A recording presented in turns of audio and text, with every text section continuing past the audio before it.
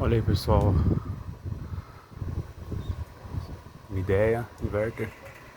Depois eu vou escrever o modelo na legenda. Tava fazendo muito barulho. Como o meu quarto é aqui dentro, tava incomodando demais.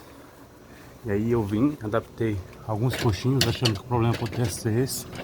Tá vendo? Coloquei coxinho duplo, eu tinha um pedaço de borracha. E não mudou nada.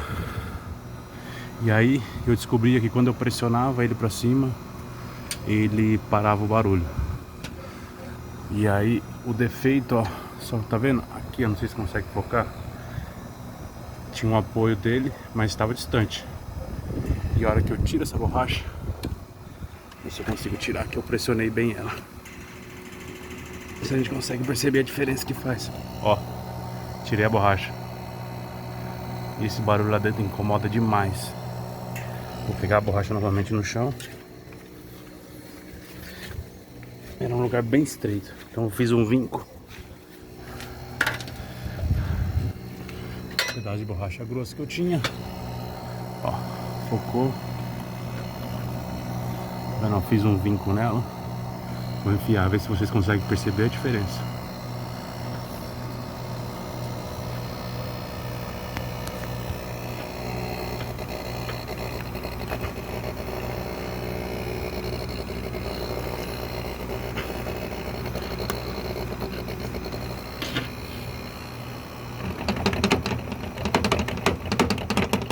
Olha, olha a diferença que faz.